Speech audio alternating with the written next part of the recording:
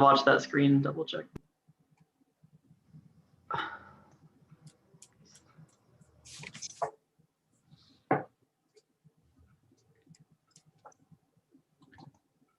Okay.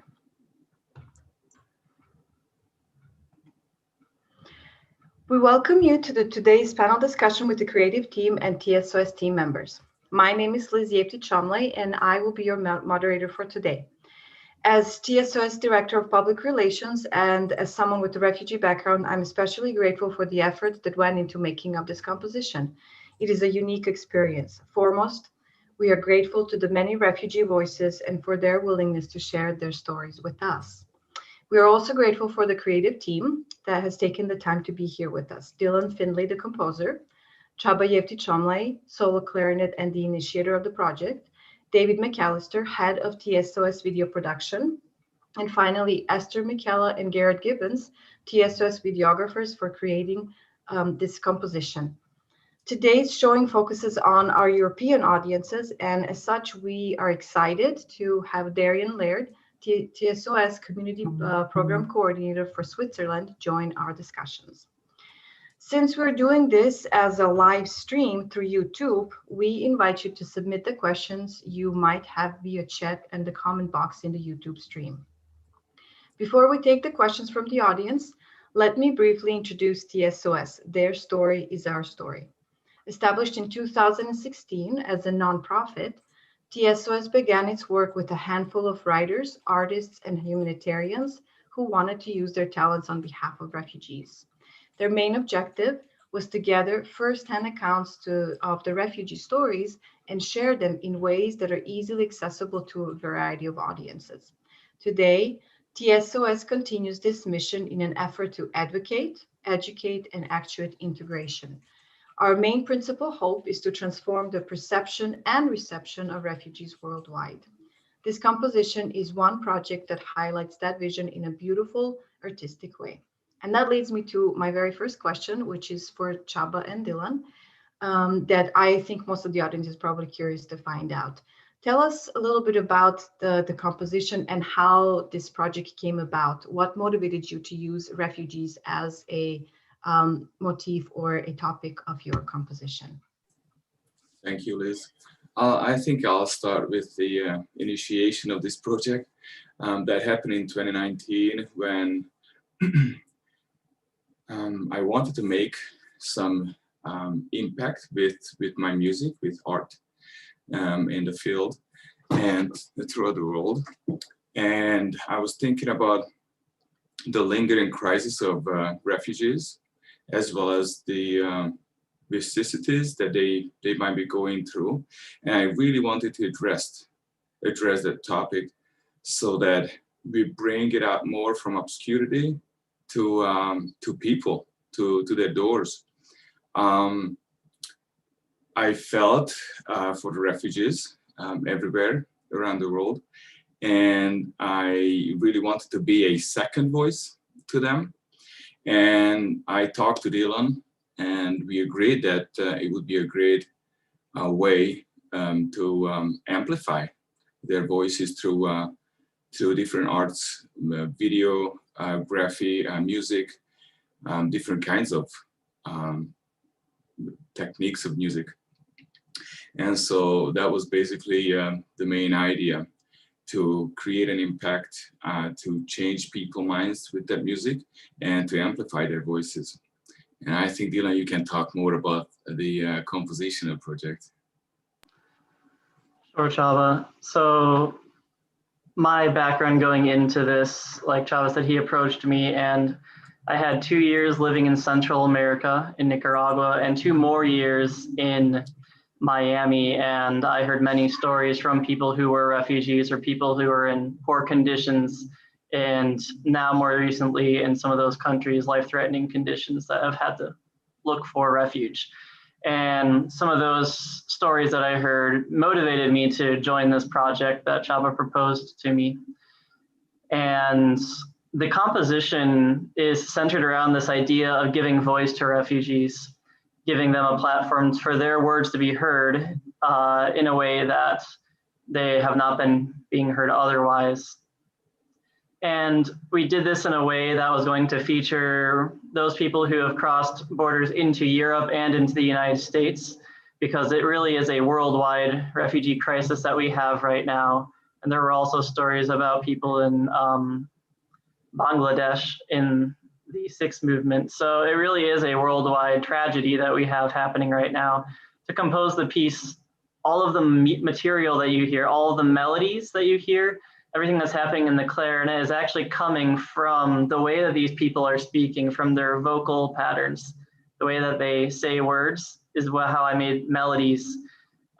It's how all the clarinet music comes, even in the parts that seem very lyrical. Those are all coming out of these melodies. So in other words, this music, everything that's happening is really amplifying their voices and giving voice to those unheard voices that we miss every day. So that was the focus behind the compositional aspects of this music. I can go into more technical details, but I think it's most important to talk about what matters most, the expressive qualities that come out of those techniques.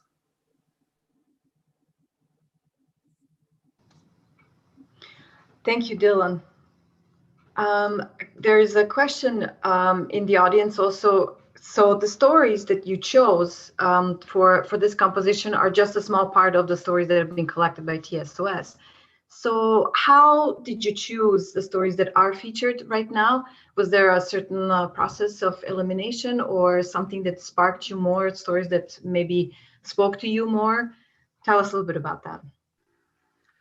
Yeah, so there's a careful curation process that happened during this. And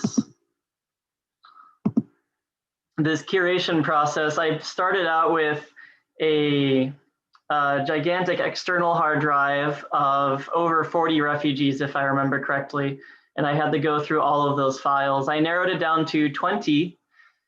And at that point, I thought maybe I could have little bits of each of their stories. But the longer that I spent time with these stories, the more I realized it would be much more impactful to hear the stories of a few people in depth instead of just focusing on all of them in a large scale. So when I went down to it, I decided to do it again by geography, where people are heading to, where are they coming from. So we had two stories of people from Nigeria who went to Europe, two families coming from Afghanistan going into mainland Europe, into Germany and France, that area. And then two stories from people from Honduras going into the United States, along with all those stories of those children that are the Rohingya children, those refugees from Myanmar. So it was a very difficult process of saying no to many of these great stories. But thankfully we can learn about those stories through their story as our story who collected all of these resources. But the 6 and 7 stories that I chose, I think are just a reflection of the voices of all these people. There's commonalities that we find, and I tried to put these stories in an order that shows the common threads through this experience that a refugee will have to make. Leaving a home where they've been their entire lives to go to somewhere new and experience that and try to reintegrate into a society that's foreign to them.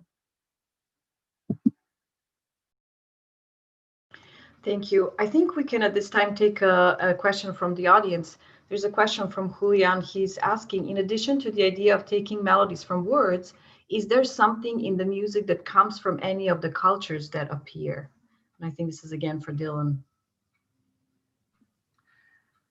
So yes, when I was doing this piece, it came up the idea of trying to create some of these cultures. We had that suggested, and I thought about it, and in consultation with others, we decided this is more supposed to be a universal message.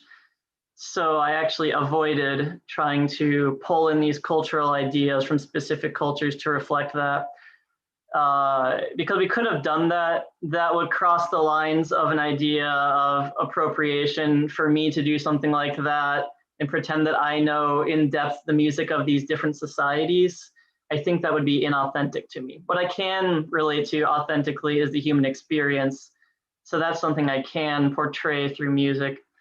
So we did consider the idea of reflecting ideas from these different cultures, but I tried to go for just the emotional impact of something that maybe could be heard more more universally. And there are some effects that are happening in the clarinet that maybe Csaba would want to talk about. Some things that we would call contemporary techniques, things that are not what you're used to listening to normally. Those kind of effects are used for, again, the emotion, this rawness that you have, this roughness. They do not belong to any specific culture per se, but they are bending the way the instrument is to kind of get that that more dramatic appeal that's coming out of these things, to try to give voice to the tragedy that these refugees have gone through. And so I'm not sure if Csaba wants to talk about some of those ideas that happened in the clarinet. Thank you, Dylan. Yeah, so the piece to the clarinetist is quite challenging. First of all, many of the movements don't have time signatures, so there's not a click beat of continuation in the music. It is the solo instrument part tailored to the surroundings, whatever is happening in the interviews and in the music behind in the fixed media. Dylan has, I actually requested a couple of extended techniques to be put into the piece, which would actually make it even more contemporary 21st century music. And some of those techniques are bending microtones, tones played that would be naturally between two consecutive notes on the piano, for example. So these are called microtones or quarter tones. There were some parts in the music when I had to growl in the instrument while I was playing a trill, or I was playing a passage, a quick run. And one of my favorite is when I actually had to sing different notes in the clarinet as I was playing the clarinet. These techniques don't spark as techniques. These techniques are put into the means of providing additional expressions to the feelings of refugees, to the happenings, the occurrences that they might be experiencing. And that way, employing these 21st century techniques, this piece becomes a lot more personal, a lot more expressive, and uses the instrument more as a human voice rather than an instrument.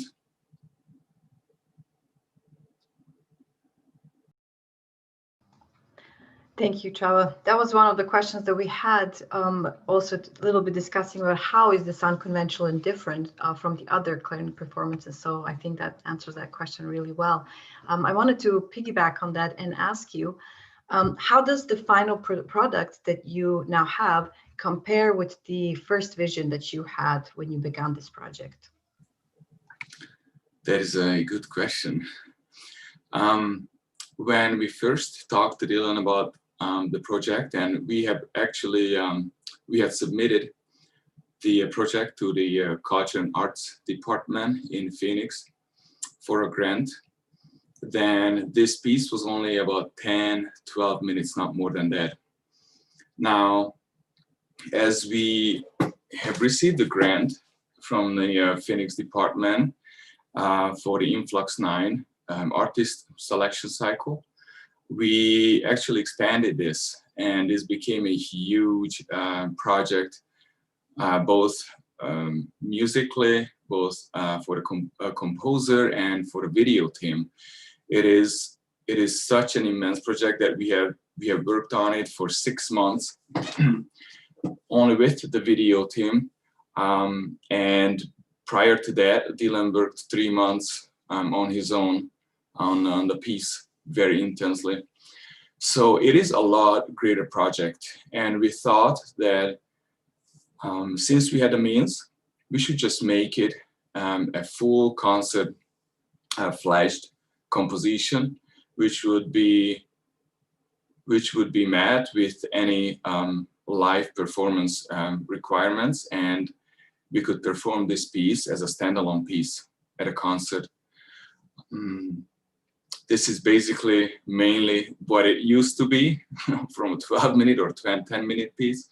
It grew into a 53-minute piece and 7 movements.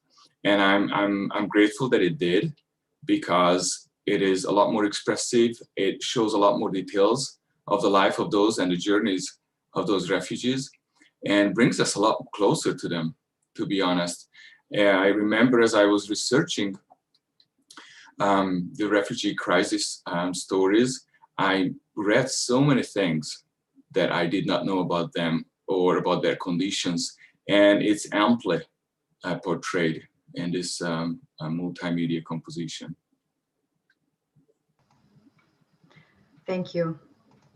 I agree. Okay, let's give you guys a little breather and let's turn to our video team, to Esther and Garrett.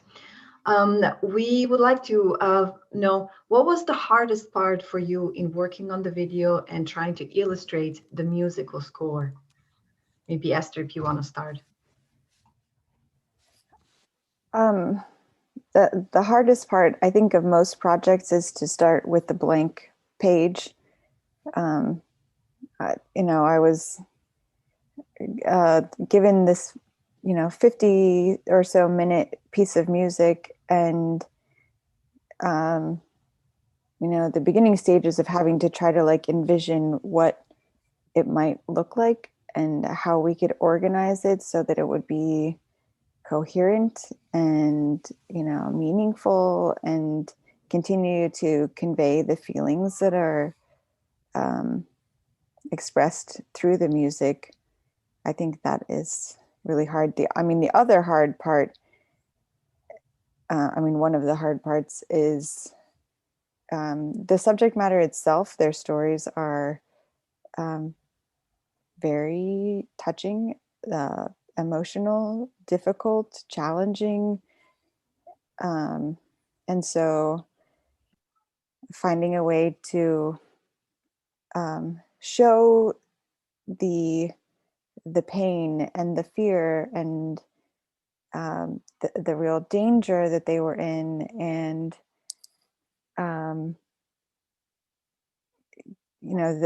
the breadth of their experiences without also making it a traumatic emotional experience for everyone who's watching is that was something that we talked about and thought about quite a bit. So I might actually turn it over to Garrett to add some more on that topic, or anything he'd like to say. I think you said everything really well. Just echoing, I came in the project a little bit later. I had filmed a lot of the interview footage and then was contacted about this after Esther had, I don't know, had you completed 3 or 4 of the movements already, Esther? Something like that? Yeah. And, she handed off movement 3 to me, kind of saying I really don't know what to do with this one. And so I started digging, and I said, well, what has your approach been? And she said something along the lines of we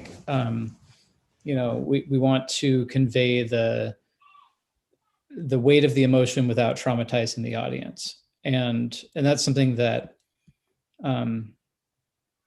was a guiding principle, I think, throughout this entire piece. Figuring out how to help people understand the weight and the severity and the challenges involved, but not crush people in the process. And it's challenging. I as one of the people that was involved in, I don't know the total number of interviews for with refugees that we conducted, but dozens and dozens and dozens, probably more than 100. It's like drinking from the fire hose. It's very overwhelming. I'm sure everyone that's been involved in this has experienced it to a degree, but it almost feels like doing these people an injustice to not acknowledge the suffering and the difficulties they've gone through. But at the same time, we want it to be accessible, and we want families to be able to talk about it. And we want people who have been through really difficult things to feel touched and seen and heard, but not re-traumatized. So those are some thoughts. Thank you, Garrett. Actually, that brings us to a very good question. You mentioned it a little bit. You were one of the first TSOS members to participate in the story gathering trips, right? And I'm wondering if you can tell us a little bit about how has it been for you to revisit these interviews years later while you were working on this project? Well, to be honest, initially the flood of emotions associated with interviewing all these people and recording their stories was there's a sense of hopelessness involved, a sense that there are so many people that are so tragically being affected in permanent ways that it was really draining. I feel like I had the advantage coming back into this a few years later. I think it's been 3.5 years since we started. Coming back at it now, I kind of know how the story ends for a lot of these people, or at least where it has ended up. I've told members of the team that, like Ali, who is featured in a few of these, he's from Afghanistan. He was in a really rough place, very brave, amazing person, but a very rough situation when we interviewed him initially. Now he's doing well. He's in France. He does a lot of weightlifting. He has a great TikTok channel. He's active on social media, and it's been fun to see him thrive and integrate and find friends and reach his potential with all sorts of resources surrounding him and supporting him. So one thing that's echoed in the last two movements of this piece is that notion of hope and of integration. But I feel like I had the advantage of knowing more fully the stories of some of these people and seeing where they've ended up and what trajectory their lives are on. And so that's been a joyous thing. Thank you, Garrett. And it's really nice to see from your from what you just talked about, this trajectory, that once we've been touched by the stories of these people, they become part of us. We want to stay on with them. We want to participate in their lives. And obviously that's not always easy with all of these the refugees that we come in contact with. But so thank you for being able to share a little bit of more personal on that note. I want to ask Darian a couple of questions. One question is, what is the situation right now in the communities in Switzerland and in Europe? What are some of the challenges that refugees are facing right now? And what can you tell us a little bit about where Europe is currently with their refugee crisis? Thanks, Liz. Those are great questions.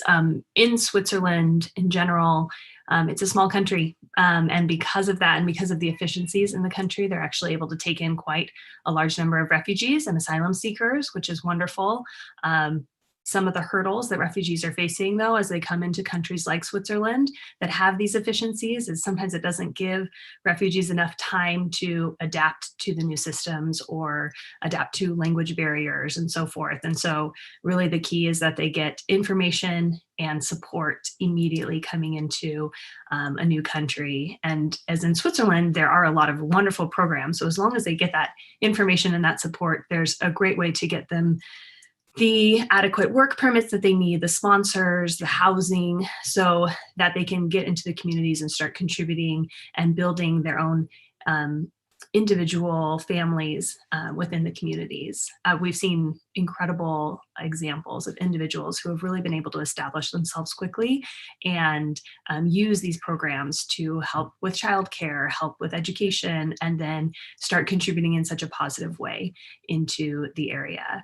Now, of course, with coronavirus, that's been a huge barrier for Europe in general, because we're talking about small countries that used to have a lot of freedom of movement between the borders, and now borders are typically closed for travel. And so not only are people who could normally travel very easily throughout Europe, we're seeing refugees having even greater pushback as they're trying to go across these borders.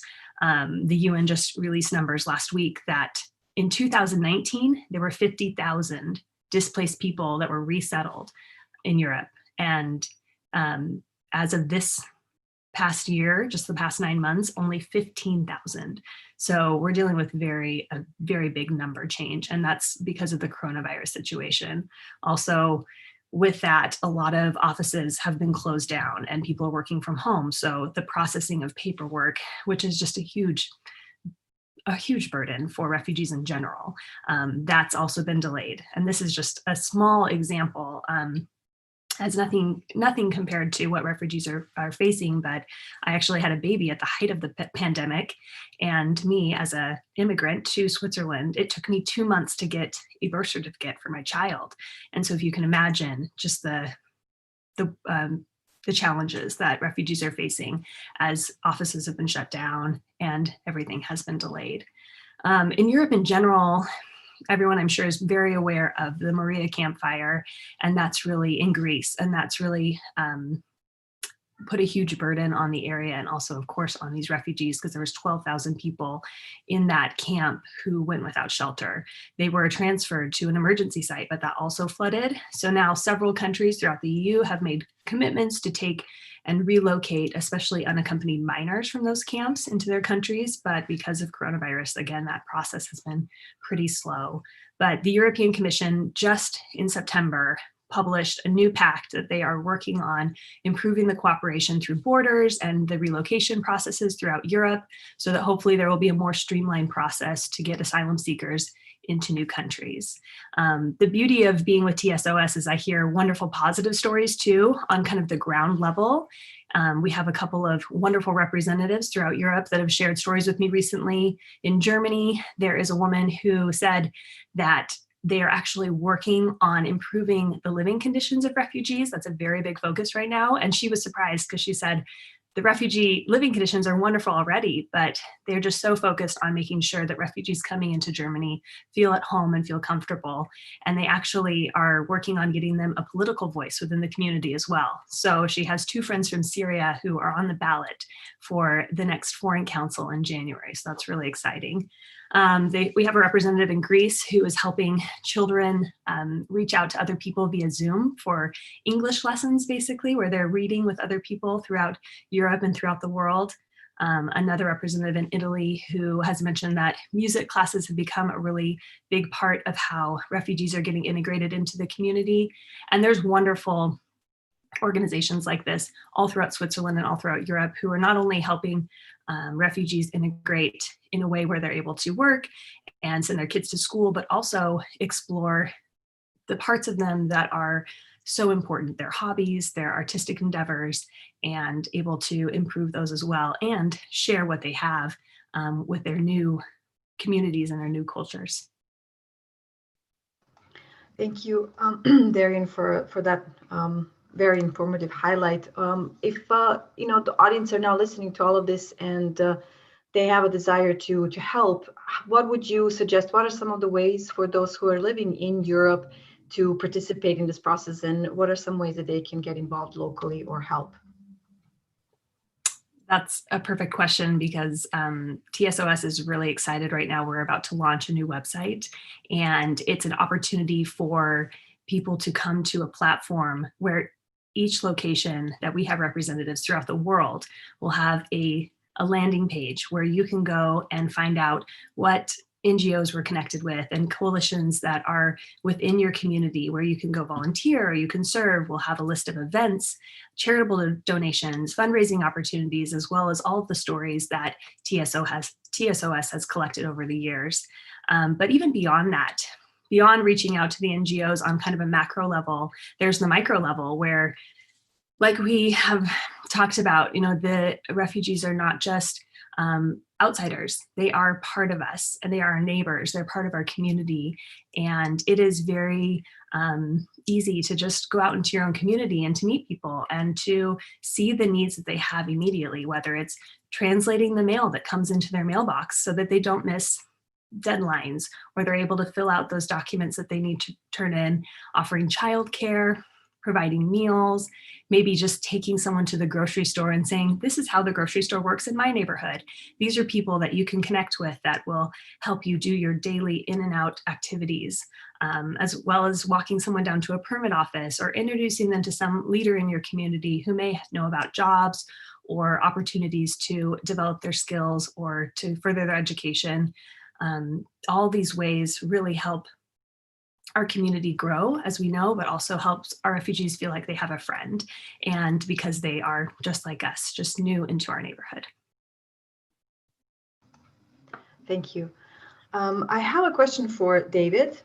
If you can tell us a little bit, as an overseer of this overall product, can you share some thoughts about the collaborative process and what you feel this final product has reached, or has it reached its potential? Do you feel like it has a future? Does it share the message that we as TSOS share? And it's a lot of questions to ask. Just tell us a little bit about what you think about this product.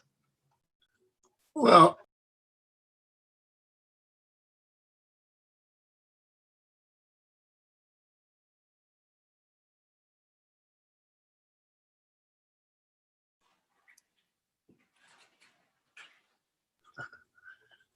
Am I unmuted? Thank you. Sorry. Okay, my role, again, as I was saying, I was not involved directly in the production. I was more of a consultant and I guess resource coordinator. Really, Esther and Garrett did an amazing job of pulling this video together. I remember the first time I saw the work that Esther was doing, it was mind-boggling to me how challenging the project was, because as Esther said, when she starts, she basically had a blank screen. And I don't know how much guidance she really had as far as what kind of content to put in visually, but she did an amazing job of pulling together the first few movements. And then as Garrett mentioned, he came in and brought a new perspective. And I think the collaboration between the two of them is really what made it work.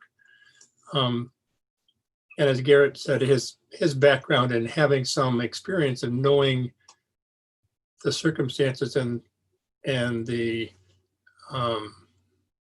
what the people and what happened to them, because he was involved in the original interviews, a lot of them.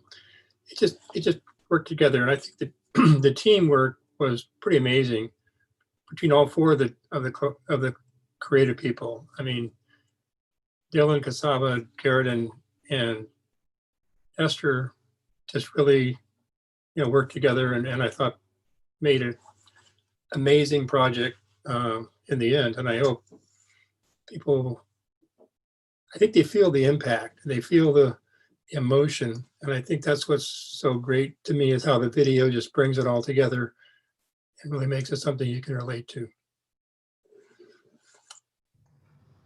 Thank you. And you mentioned the word impact, and so I want to bring this question back to all of you, whoever wants to respond, and if we can have maybe a couple of you respond. You've been involved with this project now for a while, and so you were involved with these stories and the individuals that are highlighted in these stories for a while as well. So I'm wondering, is there a specific story or a segment in this composition that stood out to you, that has made a particular impact on you as an individual? And if you can share a little bit about that, and whoever wants to take the floor first is welcome.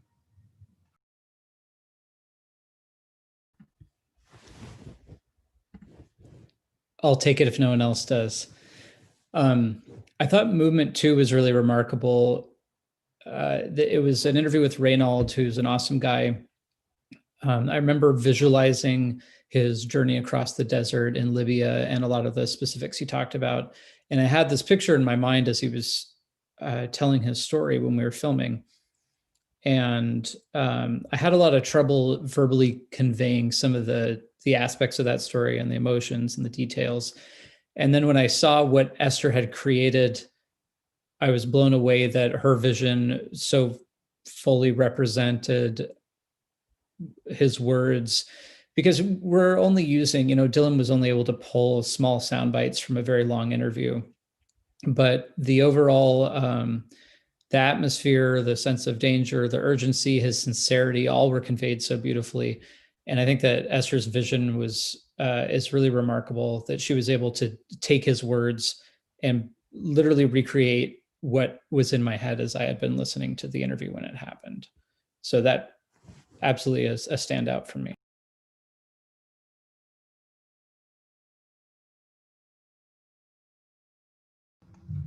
Dylan, go ahead. You wanted to answer as well. Yes, forgive me if my computer's noisy, it just suddenly acted up.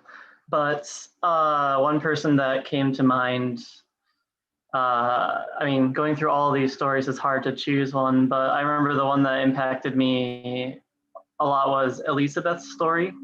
We hear some of that in the fourth movement and in the sixth movement. And as a Spanish speaker, hearing it in the original language, I think was also helpful. But what she had to do to protect her daughter, knowing that she had to confront a gang and that the gang shot two of her daughter's schoolmates right in front of them as she tried to get the daughter out. I mean, I think it's a miracle that she found her daughter in the first place, then let alone saving her. And then hearing about everything that they did to travel through Mexico, which was not, they were not kind to her. Unfortunately, there's not much kindness in Mexico to Central Americans, and sleeping in monkey cages. They had 5 meals over the course of almost an entire month's journey, and then not getting much hospitality at the United States border either. And just hearing about all those hardships was something that really struck me, and just hearing the emotion in her voice, for like all of these refugees, these people who've, been through all these tough things. I mean, I've thought about like, what would I be able to even do if I met them in person, like maybe not disregarding COVID. I feel like the only thing I could do is hug them, embrace them, and just say, I'm sorry for everything you've been through and what can I do to help? Because it's difficult to hear these stories, but it is also somewhat redemptive to hear these stories and know that I think there are small things that I can do in my community to help people like this. So again, all of these people are great. Elizabeth's story really stuck out to me as something that, I cried when I was listening to those stories. So, as I think many of us did with them. Let me take the next step. I really liked the sixth movement. I think that is my favorite movement for all those kids' faces, and also the music. It's very evoking. To me, it's about hope, about resilience, about charity, about focusing on the good things in life despite of many challenges and hardships and adversity. So I really looking at the faces of kids really brings the spirit to me, the kindness. And so when you look at it, when you listen to that story, you say, it's gonna be all right, it's gonna be all right, hold out. So it really draws me in to their lives. And I'm grateful for the last movement because we end the whole project, the whole composition and the stories end on a positive note. The positive note of being able to integrate, being able to be accepted, being able to be given livelihood, whether it's a job, whether it's a place to live, whether it's securing your family, anything else that these people are helped with from local, state, federal, different countries, governments, and many thousands of volunteers. So we really wanted to bring it out to the pinnacle that there are a lot of stories that end well and on the positive note, despite that the mom shared in one of the movements that we are happy that we are out of danger, but we are so sad.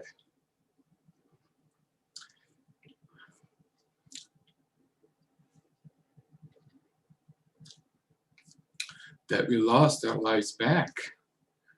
It's a oxymoron that they have to live with for the rest of their lives.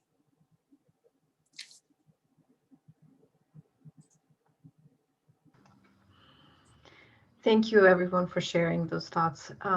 And I think this is a very good place to sort of highlight and wrap it up. And again, to say there are many voices out there, and we as TSOS are so grateful that this production could take place, because it brings out some of these voices out of obscurity and helps these refugees show to us who they are as human beings. I'm so grateful for the team for taking this time. I know it is a very hectic season now as we enter into the Christmas, and trying to be festive as much as we can during the Corona pandemic. And so I want to thank you for taking this time, and I want to say thank you to the viewers for staying on with us and listening and asking these questions. We would like to invite you that if you would like to learn more, or you would like to view this production with friends or colleagues, again, to reach out to us and to contact us. You can find us on the website tsosrefugees.org. That is currently under construction, and so it will present a lot more stories coming new year, as well as to reach out and check our Global Refugee Archive that we're currently working on, where you can see more of the stories that you have seen in this production, but also additional stories that we have been able to collect through the many years. We invite you that if you have the moment of silence or a moment of peace during the season, to spare your thought towards these people and to see what you can do to reach out and to be a helping hand in all that we do, and with all of the messages that we send as TSOS. We hope that we can show you that these refugees are not them. They're not these refugees. They're human beings like us, and they have a need for love, and they hope, and they show gratitude just like anyone else does, and our actions impact their lives. So thank you, and we bid you farewell, and have a lovely holiday season. Goodbye.